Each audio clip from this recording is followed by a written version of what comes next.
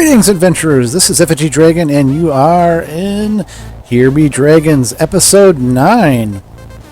I know for those who have been watching, we've done building on our greenhouse and our barn, and I am looking to do a little bit more exciting work.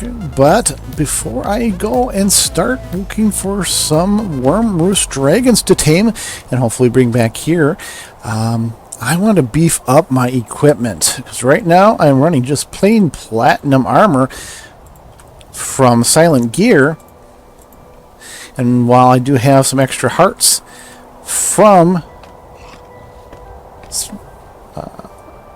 all the extra foods I've been eating, I need to beef up my armor, because some of the dragons, especially the ground-based ones, do tend to pack quite a wallop when you're attempting to tame them.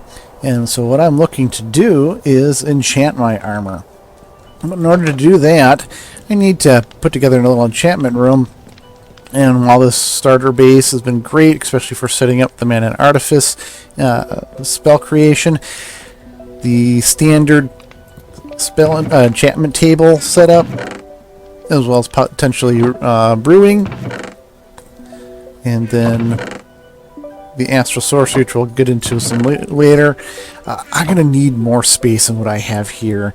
And I know I spoke earlier about possibly expanding out some space so I can actually put in a decent kitchen for cooking some additional food stuff, especially with the greenhouse that we've set up. So what I am planning on doing to expand this out is take this corner, this northwest corner of the building, and expand it outward a little bit, and more than likely upward as well. I mean, allow me to get my enchanting room, possibly a brewing area, and finally a actual bedroom space or living space for myself here. I was thinking of potentially bumping out some of this as well, but that may come later. And I do only have so much room to do so before I start running into the greenhouse, and I don't want to have to try to move the entire structure over. But I do want this northwest corner expanded upward and outward, so I can have my enchanting room, brewing stand, and a actual bedroom space. And to do that, I am going to have to bump it out. So we will be looking at tearing down part of the structure as it is and building it outward. So obviously we are going to need to tear that down, and we're going to have to figure out exactly how much of that corner space we're going to tear out. Obviously, I'm pretty much thinking we're going to keep these interior walls. I don't think I want to tear out anything further than that. So it's really just going to be this corner space that we're going to take out. The real fun is when we start tearing apart that roof that I spent quite a bit of time putting together. But by expanding out this corner, that'll give us some room for some stairs to upper levels, and be able to actually start enchanting our gear and our weapons. And I went too far. Alright, let me put some of these back. Again, we want to keep this here.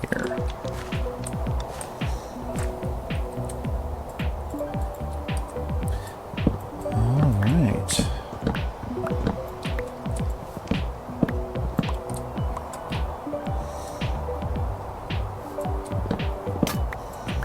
This is going to obviously take a little bit of time, and although there are a number of people who are quite interested in watching these processes, what I think I'm going to go ahead and do is we'll go ahead and start with a screenshot of the space, and we'll do a little bit of time lapse in the corner there. So well, let's get to that.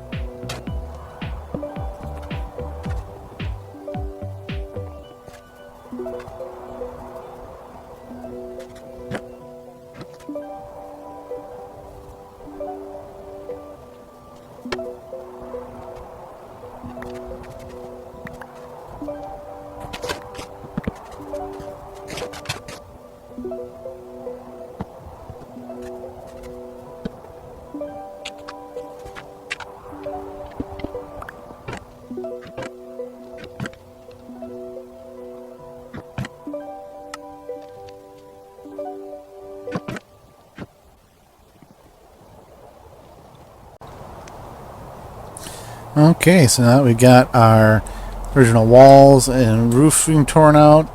Though I notice I missed some gold bars. What we're going to do is start putting in the exterior stone walls.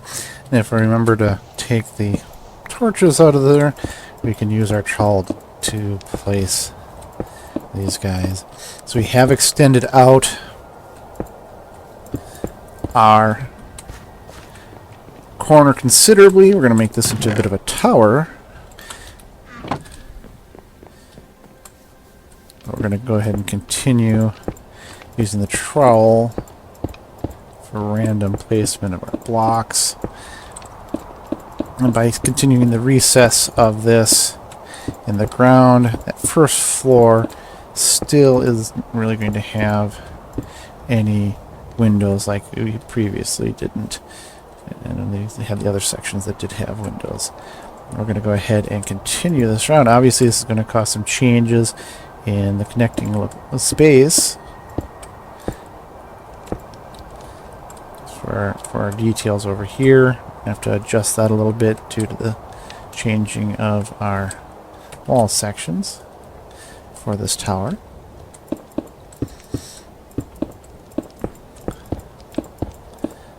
But we're going to put a couple of floors in this corner tower. Obviously, second floor, and I'm pretty sure I'm going to do a third floor. We'll go ahead and set up some windows on those locations, more than likely. I'm going to do a little bit more tear out there as well. But that is how we're going to construct this corner. So I'll go ahead and we'll go back to a bit of a time lapse here as I continue working on setting up this corner tower.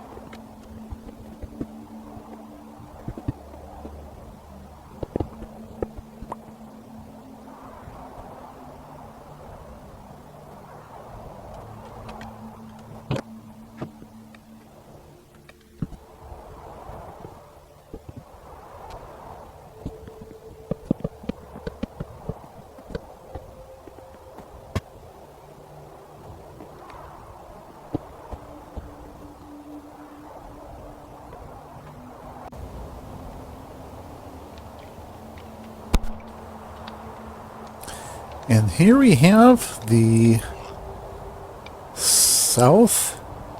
the northwest corner of the construction completed. Ended up doing a little bit of modifications from my original plans, expanding out the tower considerably to both the north and west, making it a little bit larger in the first, second, and third floors. Each one of those floors did shrink down a little bit, and that roof section is entirely solid. There's actually no space whatsoever for anything in there, but I had to go with a little bit of a design with some oak and ebony in the center of it. I think it looks actually pretty nice. And we went ahead and put some golden lanterns all over the place to light that up. I do still need to do the interior work, and you can still see the scaffolding I was using to go between floors. So I do need to put in some staircases. I need to actually set up the enchanting room on the second floor there, and see about putting together a bedroom on that first, as well as glass in that whole space. Now, while going through this, I did have to grab some soapstone for that second floor. That's the dark material we see there, some soapstone. And I ended up using marble on the third floor. I was originally thinking of going with some diorite or something along those lines, but interestingly enough, I could not find any. I ended up going mining into the caves nearby for several hours just looking for diorite, so I'll have to take a look, see if perhaps that was removed from generation. So I ended up using the quark marble, which is different from the astral sorcery marble, as we can make bricks out of it as well as smooth. Although astral sorcery marble has a whole bunch of additional options, nothing quite in the brick category. So I wanted to keep it with the stone bricks here that we had on the first floor, the soapstone bricks that we had on the second, then we went with marble bricks, polished marble, and some chiseled marble on the third floor.